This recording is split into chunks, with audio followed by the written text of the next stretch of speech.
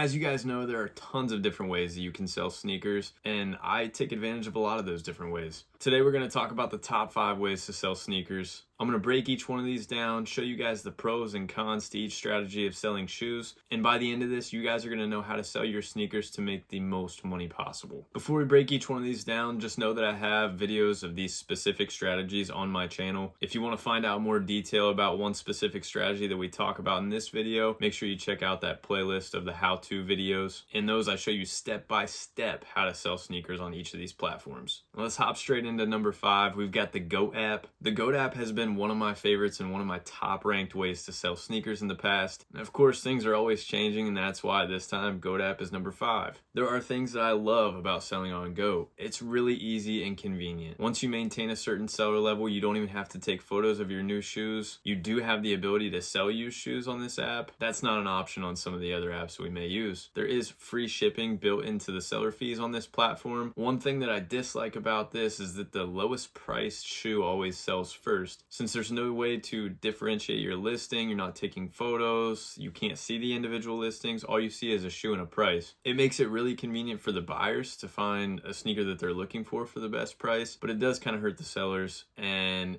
it welcomes price tankers. Everybody's willing to undercut one another to sell their shoes sooner, and in my opinion, it kind of hurts the value of specific sneakers. One of the reasons why the GOAT app is coming in at number 5 on this list is because of the seller fee.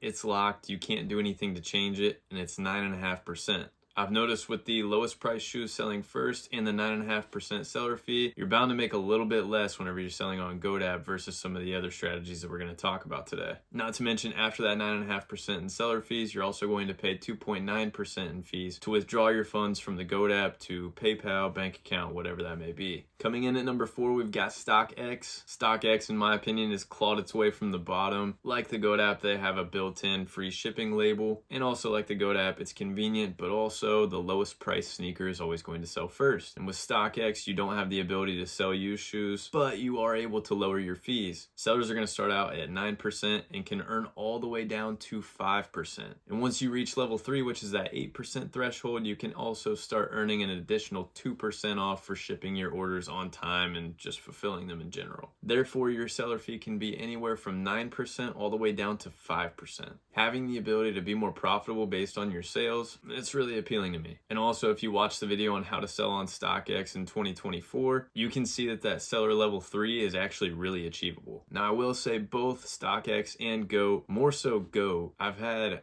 a lot of issues with customer service. I'm just going to summarize by saying the customer service is absolutely terrible. At number 3, we've got eBay. Since eBay has implemented their authentication, it's become a place where a lot of buyers come to for sneakers. They have that reassurance that the shoes that they're buying are authentic. From a seller standpoint, you have the ability to differentiate your listings. This isn't a platform where the lowest priced sneaker is always going to sell first. There are many things to take into account. Your seller feedback rating, your activity on eBay, your photos, your listing description, your title. All of these things can set your shoes aside to help them sell faster than the competition. eBay also offers a free label for shoes that are valued $75 and up. The shoes that are valued $75 and up are the ones that are going to the authentication center before they reach the end buyer. Now, your fees are going to range from 12.35 to 13.25% if you are selling shoes under $150. If you're selling shoes over $150, then your fees are going to range from 7 to 8%. You can gain a little bit of flexibility in these rates if you do have a basic store or above. There is a fee for the store subscriptions on eBay. If you have a good projection of your future sales, it may be worth subscribing for a store so that you can lower your fees. At number 2, we've got consignment. This is something that I've just kind of turned on in the past year or so. There weren't a lot of opportunities for me to consign in the past unless I wanted to ship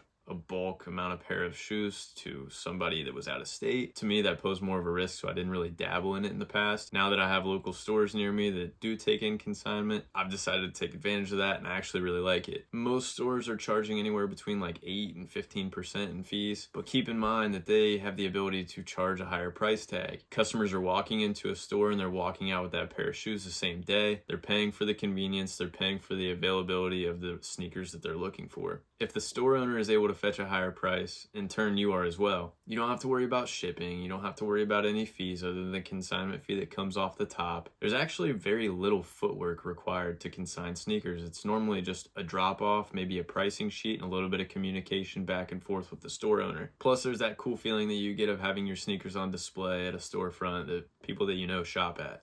Coming in at number 1, conventions. I don't know if conventions can ever really be topped. There's going to have to be a lot of changes to get me to push conventions or in-person sales down below that. I've always loved doing cash outs. I've always loved going to conventions and selling in person. I'm kind of grouping all these things together because they all can be done at conventions. When you vend at a sneaker convention, typically you're paying for a table. You have one vendor fee. SneakerCon is one of the more expensive shows to vend at, but it has some of the most incredible foot traffic out of any show that there is, and I've had the most success selling at SneakerCon. You can negotiate with customers face to face. Most of your transactions are cash money. You don't have to worry about fees. You don't have to worry about shipping. You don't have to wait to cash your money out, and the buyer doesn't have to wait to get their shoes. If buyers or sellers are worried about authentication, normally there's booths at these shows, especially the bigger ones, that can authenticate sneakers right there at the show. There's no better culture than what you see at sneaker conventions. There's plenty of sneakerheads, collectors, resellers walking around that feel the exact same way you do about shoes. It's cool to spark up a conversation, make new connections, find new plugs, and find forever customers. Doing business with customers and building that trust will help you be much more profitable in the future. I'm curious about your guys' favorite ways to sell sneakers. Comment below your favorite way to sell your shoes, and of course feel free to suggest new ways to sell sneakers. As always, my DMs are open on IG. The handle is the same at allabsneakers. I appreciate you guys tuning in to the 5 best ways to sell sneakers in 2024, and do not forget, this is all about sneakers.